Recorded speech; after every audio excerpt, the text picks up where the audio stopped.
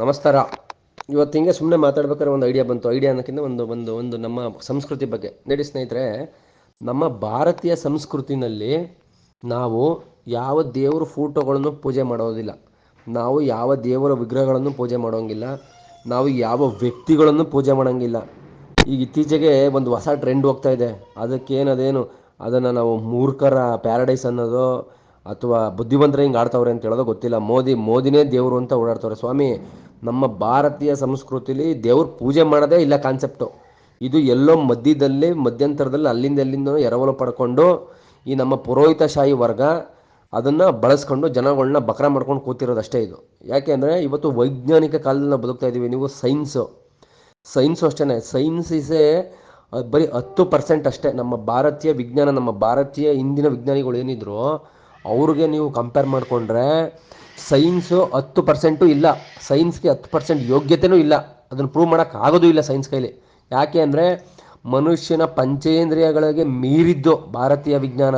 ಹಂಗಾಗಿ ಇವತ್ತಿನ ಏನು ಮಾಡ್ರನ್ ಸೈನ್ಸ್ ಇದೆ ಅದು ಬರೀ ಕಣ್ಣು ಕಿವಿ ಮೂಗುಗೆ ಏನು ಕಾಣಿಸುವಂಥ ಪಂಚೇಂದ್ರಿಯಗಳು ಅದನ್ನು ಮಾತ್ರ ಸತ್ಯ ಅಂತ ನಂಬಿರೋವಂಥ ಸ್ಟುಪಿಡ್ ಸೈನ್ಸ್ ಅದು. ಹಂಗಾಗಿ ನಾನಿವತ್ತು ಏನು ಹೇಳಕ್ಕೆ ಬಂದಿದ್ದೀನಿ ಅಂದರೆ ನಮ್ಮ ಭಾರತೀಯ ಕಲೆ ಅಥವಾ ನಮ್ಮ ಭಾರತೀಯ ಬದುಕು ಏನಿದೆ ಪ್ರತಿಯೊಂದರಲ್ಲೂ ವೈಜ್ಞಾನಿಕ ಹಿನ್ನೆಲೆ ಇದೆ. ಬುದ್ಧನೇ ಆಗ್ಬೋದು, ರಾಮನೇ ಆಗ್ಬೋದು, ಕೃಷ್ಣನೇ ಆಗ್ಬೋದು, ಯಾರೇ ಆಗ್ಬೋದು, ಯಾರನ್ನು ಪೂಜೆ ಮಾಡೋ ಅವಶ್ಯಕತೆ ಇಲ್ಲ.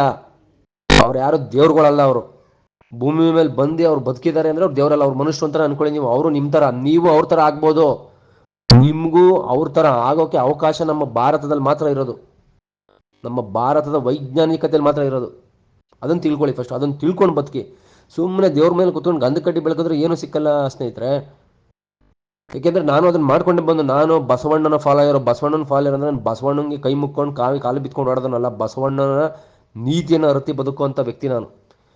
ಕಳಬೇಡ ಕೊಳಬೇಡ ಉಸ್ಯ ನುಡಿಯಲು ಬೇಡ, ತನ್ನ ಬಣ್ಣಿಸಬೇಡ ಅನ್ಯರಿಗೆ ಅಸಹ್ಯ ಪಡಬೇಡ, ಅದೇ ಅಂತರಂಗ ಶುದ್ಧಿ ಅದೇ ಬಹಿರಂಗ ಶುದ್ಧಿ. ಇದೊಂದು ವಾಕ್ಯ ಸಾಕು ಸ್ನೇಹಿತರೆ ನಮ್ಮ ಭಾರತೀಯ ಬದುಕನ್ನು ಅರ್ಥ ಮಾಡ್ಕೊಳ್ಳೋಕ್ಕೆ. ಅಂಥ ಬಸವಣ್ಣನವರ ನಾವು ಒಂದು ಜಾತಿಗೆ ಸೀಮಿತ ಮಾಡ್ಕೊಂಡಿದ್ದೀವಿ ಇವತ್ತು. ಆ ಜಾತಿನ ಇವತ್ತು ರಾಜಕೀಯಕ್ಕೆ ಈ ಕಿತ್ತೋಗಿರೋ ಕಾಂಗ್ರೆಸ್ನವರು, ಈ ನಮ್ಮ ರಾಜಕೀಯ ಪಕ್ಷದವರು ಅದರೊಳಗಡೆ ಡಿವಿಷನ್ನು ವೀರಶೈವ ಲಿಂಗಾಯತ ಬೇರೆ, ಇನ್ನೊಂದು ಲಿಂಗಾಯತ ಬೇರೆ ಅಂತ ಮಾಡಿ ಅವ್ರು ರಾಜಕೀಯ ಲಾಭ ಪಡ್ಕೊಳ್ಳೋಕ್ಕೆ. ಇವರಿಗೆಲ್ಲ ಆತ್ಮ ಪ್ರಜ್ಞೆ ಇದೆಯಾ? ಇವರೆಲ್ಲ ಮನುಷ್ಯರನ್ನ? ಇವರು ಮನುಷ್ಯರೇ ಅಲ್ಲ. ಇವರು ಮನುಷ್ಯರ ಬದುಕಕ್ಕೆ ಯೋಗ್ಯತೆನೇ ಇಲ್ಲ ಈ ನಮ್ಮ ರಾಜಕಾರಣಿಗಳಿಗೆ ಇವತ್ತು.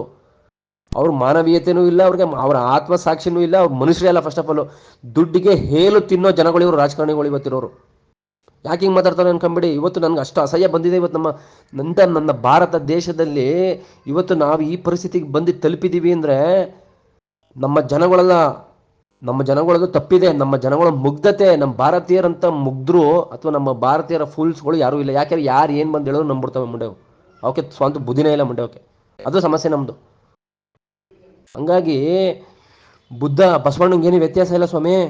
ಬಸವಣ್ಣ ಏನು ಹೇಳಿದ್ರು ಅದನ್ನೇ ಬುದ್ಧ ಹೇಳಿದ್ದು. ಬಟ್ ಬುದ್ಧ ಸೈಂಟಿಫಿಕ್ ಆಗಿ ಹೇಳ್ದ ಅಂದರೆ ಅವನು ಯಾವುದೇ ರೀತಿಯಾದಂಥ ಬಸವಣ್ಣ ಅಟ್ಲೀಸ್ಟ್ ಕೂಡಮ್ಮ ಸಂಗಮ ದೇವ ಅಂತ ಒಂದು ಲಿಂಗದ ಫಾರ್ಮ್ ಇಟ್ಕೊಂಡ್ರು.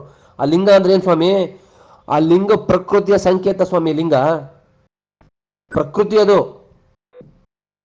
ಈಗ ನಮ್ಮಲ್ಲಿ ಬನ್ನಿ ಬ್ರಾಹ್ಮಣರು ಲಿಂಗಾಯತರು ಅಂತ 108 ಜಾತಿ ಮಾಡ್ಕೊಂಡಿದ್ದೀರಲ್ಲ ಸ್ವಾಮಿ. ಈಗ ಸತ್ರ ನಿಮ್ಮ ಮನೇಲಿ ಯಾರ ಸತ್ರೆ ಸುಟ್ಟಾಕ್ಬಿಟ್ಟು ಅವ್ರು ಬೂದಿ ತಗೊಂಡಾಗ ಎಲ್ಲಿ ಬಿಡ್ತೀರಿ ಸ್ವಾಮಿ? ನೀರಿಗೆ ಬಿಡ್ತೀರಿ. ಏನದ್ರ ಅರ್ಥ? ಅದರ ಅರ್ಥ ಏನಿದೆ ಅದರಲ್ಲಿ? ಅದರ ಅರ್ಥ ಏನು ಅಂದರೆ ಬದುಕಿದ್ದಾಗ ನೀನು ಏನೇನು ಮಾಡೋದೋ ಏನು ಬಿಡುತ್ತೋ ಗೊತ್ತಿಲ್ಲ. ಸತ್ತ ಮೇಲೆ ಆ ಸತ್ತಿದ ಚಿತೆ ಆ ಭೂಮಿಯ ಮಣ್ಣು ಒಂದು ಬೂದಿಯನ್ನು ತಗೊಂಡೋಗಿ ನೀರಿಗೆ ಬಿಟ್ಟರೆ ನೀನು ನೀರಿನಲ್ಲಿ ಲೀನ ಆಗುವಂತ. ನೀರು ಒಂದು ಪ್ರಕೃತಿಯ ಭಾಗ, ಗಂಗಾ ಮಾತೆ ಅಂತ ಕರ್ಕೊಂಡ್ವಿ ಅದನ್ನ ನಾವು. ಅದು ನೀರಾಗಿ ಯೋಚನೆ ಮಾಡಿ. ನೀರನ್ನ ಮಾಡಿದ್ರೆ ನಾವು ಇವತ್ತು ಅದನ್ನ ಗೊಜ್ಜೆ ಗುಂಡಿ ಮಾಡ್ತಾ ಇರಲಿಲ್ಲ. ಇವತ್ತು ಫಾರಿನ್ ಕಂಟ್ರೀಸ್ ಚೆನ್ನಾಗಿ ಇಟ್ಕೊಂಡವ್ರು ನೀರನ್ನ, ನಾವು ಗೊಜ್ಜೆ ಗುಂಡಿ ಮಾಡ್ಕೊಂಡು ಸಾಯ್ತಾ ಇದೀವಿ ಅಲ್ಲಿ. ಪೂಜೆ ಮಾಡಿಕೊಂಡು ಅದಕ್ಕೆ ಆ ಕೆಮಿಕಲ್ ಮಿಕ್ಸ್ ಮಾಡಿರೋ ಅರ್ಶಿನ ಕುಂಕುಮ ಹಾಕೊಂಡು. ಯಾಕೆ ಬೇಕು ಸ್ವಾಮಿ ಇದು? ಹಾಂ, ನಿಮಗೆ ಈ ಯಾರೋ ಒಂದು ವರ್ಗದವರು ಅನ್ಎಜುಕೇಟೆಡ್ ಮುಂಡೆ ಮಕ್ಕಳು ಬಂದು ಹಿಂಗೆ ಮಾಡಿ ಅವ್ನು ಏನಾರ ಹಲ್ಕ ಕೆಲಸ ಮಾಡಲಿ, ಅವ್ನ ಜೀವನದಲ್ಲಿ ಅವ್ನು ಎಷ್ಟಾರ ಕೊಲೆ ಮಾಡಲಿ, ರೇಪ್ ಮಾಡಲಿ, ದುಡ್ಡು ಹೊಡಿಲಿ, ಮೋಸ ಮಾಡಲಿ, ಅವ್ನು ಸತ್ತ ಮೇಲೆ ಅವ್ನು ಬೂದಿ ತೊಗೊಂಡೋಗಿ ನೀರು ಬಿಟ್ಬಿಟ್ಟು ಅವ್ನು ಮೋಕ್ಷ ಸಿಗುತ್ತೆ, ಮುಕ್ತಿ ಸಿಗುತ್ತೆ ಅಂತ ಹೇಳ್ಕೊಟ್ಬಿಟ್ರು. ನಾವು ಪೆದ್ದ ಮುಂಡೆ ಮಕ್ಕಳು ಮಾಡ್ಕೊಂಡು ಕೂತಿದ್ದೀವಿ ಅದನ್ನು. ಅದನ್ನೇ ಬುದ್ಧ ವೈಜ್ಞಾನಿಕವಾಗಿ ಹೇಳ್ದ, ಇದು ಮಾಡಿದ್ರೆ ನಿಮಗೆ ಸಿಗಲ್ಲ. ನೀವು ಹೆಂಗೆ ಬದುಕ್ತೀರಿ, ಅರ್ಥ ಕಾಮ ಮೋಕ್ಷ, ಧರ್ಮ ಅರ್ಥ ಕಾಮ ಮೋಕ್ಷ, ಈ ನಾಲ್ಕನ್ನ ಅರ್ಥೈಸ್ಕೊಂಡು ಯಾರು ಕರೆಕ್ಟಾಗಿ ಮನುಷ್ಯ ಮಾನವೀಯತೆಯಿಂದ ಬದುಕ್ತಾರೋ ಅವ್ರಿಗೆ ಮಾತ್ರ ಮುಕ್ತಿ, ಅವ್ರಿಗೆ ಮಾತ್ರ ಮೋಕ್ಷ, ಅವ್ರಿಗೆ ಮಾತ್ರ ಪ್ರಕೃತಿಯಲ್ಲಿ ಲೀನ ಆಗಕ್ಕಾಗೋದು. ಆದಿಲ್ ಬೀದಿಲಿ ಹೋಗ್ಬಿಟ್ಟು ಯಾವುದೋ ನದಿಗೆ ನೀರುಗಳಿಗೆ ಬೂದಿ ಮಾಡ್ಬಿಟ್ಟು ಬಿಟ್ಬಿಟ್ರೆ ಅವನು ಮೋಕ್ಷ ಸಿಕ್ಕೋದಿಲ್ಲ. ಹಂಗೆ ಮೋಕ್ಷ ಸಿಕ್ಬಿಟ್ಟಿದ್ರೆ ಎಲ್ಲರಿಗೂ ಇವತ್ತು ನಮ್ಮ ಭೂಮಿಲಿ 108 ಎಷ್ಟು ಐತಲ್ಲ, ಈಗ 700-800 ಕೋಟಿ ಜನಗಳೇ ಬರ್ತಾ ಇರಲಿಲ್ಲ ಭೂಮಿ ಮೇಲೆ. ಆಯ್ತಾ, ಎಲ್ಲರೂ ಮುಕ್ತಿ ಪಡ್ಕೊಂಡ್ಬಿಟ್ಟಿದ್ರು. ನಮ್ಮ ದೇಶದಲ್ಲಿ ಇವತ್ತು ಒಂದು 50,000 ಜನ ಅಷ್ಟೇ ಬದುಕೋ ಅಷ್ಟೇ ಇರೋರು ಭೂಮಿ ಮೇಲೆ. ಎಲ್ಲ ಅಲ್ಲಿಂದಲ್ಲೇ ಅಲ್ಲೆಡ್ರೆ ಅಲ್ಲೇ ಬಹುಮಾನ ಎಲ್ಲ ಮುಕ್ತಿ ಪಡ್ಕೊಂಡ್ಬಿಡೋರಲ್ಲ. ಮತ್ತು ಭೂಮಿ ಮೇಲೆ ಯಾಕೆ ಬಿಟ್ಟವರು? ಆ ಮುಕ್ತಿ ಪಡ್ಕೊಳ್ದಿರೋ ಯೋಗ್ಯತೆ ಇಲ್ದಿರೋದಕ್ಕೆ ಹಿಂಗೆ ರಿಪೀಟ್ ರಿಪೀಟ್ ರಿಪೀಟ್ ಹುಟ್ಟು ಸಾವು ಹುಟ್ಟು ಸಾವು ಹುಟ್ಟು ಸಾವು ತಿರುಗಿ ತಿರುಗಿ ಸತ್ತಿ ಸತ್ತಿ ಸತ್ತಿ ಹುಟ್ಟಿ ಹುಟ್ಟಿ ಹುಟ್ಟಿ ಇವತ್ತು 800 ಕೋಟಿ ಆಗಿ, ನಮ್ಮ ಭಾರತದಲ್ಲೇ 150 ಕೋಟಿ ಆಗಿ ಪ್ರಕೃತಿನ ನಾಶ ಮಾಡಿ ಮುಂದಿನ ಜನ್ರೇಷನ್ಗೆ ಅವ್ರು ಬದುಕೋಕ್ಕೆ ಒಳ್ಳೆ ಗಾಳಿನೂ ಇಲ್ಲ, ಊಟವೂ ಇಲ್ಲ, ನೀರು ಇಲ್ದಂಗೆ ಮಾಡಿ ಮುಂಡೆ ಮಕ್ಕಳು ಎಲ್ಲ 10 ಕಾರು 20 ಕಾರ್ ತಗೊಂಡು ಸತ್ತಿ ಕೊನೆಗೆ ಸಾಯದೆ ಮಣಿಗೆ ಹೋಗೋಕ್ಕೆ. ಏನಕ್ಕೆ ಬೇಕು ಸ್ವಾಮಿ ಇದು? ಭಾರತೀಯತೆ ಬದುಕನ್ನು ಅಳವಡಿಸ್ಕೊಳ್ಳಿ, ಭಾರತೀಯ ಬದುಕನ್ನು ಅಳವಡಿಸ್ಕೊಂಡು ಬದುಕದ್ ಕಲೀರಿ, ವೈಜ್ಞಾನಿಕವಾಗಿ ಬದುಕಿ.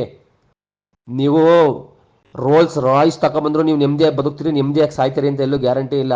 ಆದರೆ ಬುದ್ಧ, ನಮ್ಮ ಮಹಾನ್ ಪುರುಷ ಬುದ್ಧ, ಅಂಥವರು ಹುಟ್ಟಿದಂಥ ಈ ಭೂಮಿಯಲ್ಲಿ ಅವರು ನಮ್ಮ ವೇದಗಳಲ್ಲಿ ಬರೆದಿರುವಂಥ ವಿಪಶ್ಯನ ಅನ್ನೋ ಒಂದು ಧ್ಯಾನವನ್ನು ಮತ್ತೆ ಹುಡುಕಿ ಹುಡುಕಿ ಇದು ತಪ್ಪು ಇದು ತಪ್ಪು ಇದು ತಪ್ಪು ಇದು ತಪ್ಪು ಅಂತ ಅವ್ರಿಗೆ ಯಾವ ಸಿಕ್ಕಿದ್ದೆಲ್ಲನೂ ರಿಜೆಕ್ಟ್ ಮಾಡಿ ಇದು ಸರಿ ಇಲ್ಲ, ಇದೇನೋ ತಪ್ಪು, ಇದೆಲ್ಲ ಸತ್ಯ, ಇದೆಲ್ಲ ಅಂತ ಸತ್ಯದ ಮೂಲಕ್ಕೆ ಹೋಗಿ ಹುಡುಕಿದಾಗ ಸಿಕ್ಕಿದಂತಿದ್ದ ವಿಪಶ್ಯನ ಧ್ಯಾನವನ್ನು ಹುಡುಕಿ ನಮ್ಮ ಭಾರತೀಯ ಜೀವನ ಕಲೆಯನ್ನು ನಮ್ಮ ದೇಶಕ್ಕೆ ವಾಪಸ್ಸು ಕೊಟ್ಟು ಹೋದಂಥ ಮಹಾನ್ ಪುರುಷ ಬುದ್ಧ ಅವರು ಹಾಕೊಟ್ಟಂಥ ಒಂದು ದಾರಿಯಲ್ಲಿ ನಡೆಯೋಣ. ಹಂಗಂದ ತಕ್ಷಣ ಬುದ್ಧನ ಫೋಟೋ ತಂದ್ಬಿಟ್ಟು ಬುದ್ಧನ ಕೈ ಮುಗಿದ್ಬಿಟ್ರೆ ಏನು ಸಿಕ್ಕಲ್ಲ. ನಾನು ಬುದ್ಧ ಬುದ್ಧ ಬುದ್ಧ ಅಂತ ಹೇಳ್ಕೊಂಡ್ರೆ ಏನು ಸಿಕ್ಕಲ್ಲ ಸ್ವಾಮಿ. ನಿಮ್ಮ ಬದುಕುವ ಕಲೆಯನ್ನು ಬದಲಾಯಿಸ್ಕೊಳ್ಳಿ, ನಿಮ್ಮ ಬದುಕುವ ರೀತಿಯನ್ನು ಬದಲಾಯಿಸ್ಕೊಳ್ಳಿ, ಪ್ರಾಣಿ ಪಕ್ಷಿಗಳ ಜೊತೆ ಹೊಂದಾಣಿಕೆಯಿಂದ ಬದುಕಿ, ಭೂಮಿ ನೆಲ ಜಲಕ್ಕೆ ಹೊಂದಾಣಿಕೆಯಿಂದ ಮಾಡಿ. ಕೆಮಿಕಲ್ ಹಾಕಿ ಬೆಳೆಯೋದನ್ನ ಬಿಡಿ, ರೈತರು ಕೆಮಿಕಲ್ ಫಾರ್ಮಿಂಗ್ ಕಮ್ಮಿ ಮಾಡಿ, ನಾಶ ಮಾಡಬೇಡಿ. ನಾಶ ಆಗೋ ಎಲ್ಲವೂ ನೀವು ಯಾರನ್ನೂ ನಾಶ ಮಾಡ್ತಾ ಇಲ್ಲ. ನೀವು ಕೆಮಿಕಲ್ ಹಾಕಿ 500 kg ತರಕಾರಿ ಬೆಳೆದು ಮಾರಿ ಆ ದುಡ್ಡು ತಗೊಬಂದು ಏನು ಮಾಡ್ತೀರಿ ಸ್ವಾಮಿ? ಆ ಬುಡ್ ತಗೊಂಬಂದು ಏನು ಮಾಡ್ತೀರಿ? ಕೊನೆಗೆ ನೀವು ಒಂದಿನ ಸಾಯ್ಲೇಬೇಕಲ್ಲ. ಭೂಮಿಯಲ್ಲಿ ಸಾವು ಅನ್ನೋದಿಲ್ಲ ಅಂದ್ಬಿಟ್ಟಿದ್ರೆ ಇವತ್ತು ಮನುಷ್ಯ ಏನೇನು ಮಾಡ್ಬಿಡ್ತಾ ಇದ್ನೋ. ಬಟ್ ನೋಡಿ, ಪ್ರಕೃತಿ ಅಲ್ಲೇಡ್ರೆ ಅಲ್ಲೇ ಬಹುಮಾನ ಅಲ್ಲಿ ಫಿಕ್ಸ್ ಮಾಡ್ಬಿಡುತ್ತೆ. ಬುಡಕ್ಕೆ ಅಲ್ಲೇ ಇಟ್ಬಿಟ್ರೆ ಬೆಂಕಿನ ಹುಡ್ತಾಗ್ಲೇ ಬುಡಕ್ಕೆ ಬೆಂಕಿ ಇಟ್ಟು ಕಳ್ಸೋದು. ನೀವು ಹುಡ್ತಾಗ್ಲೇ ನಿಮ್ಮ ಸಾವು ಡೇಟ್ ಫಿಕ್ಸ್ ಮಾಡೇ ಕಳ್ಸೋದು. ನೀವು ಅದು ಮರ್ತು ಬಿಟ್ಟಿರ್ತೀರಿ. ನನಗೆ ಸಾವೇಲೆ ಅನ್ನೋ ಥರ ಬದುಕ್ತೀರಿ. ಯಾಕೆ ಬೇಕಿದು? ಸಾವನ್ನು ಅರಿತು ಬದುಕಿ, ನಿಮ್ಮ ಬದುಕು ಹಸನಾಗುತ್ತದೆ.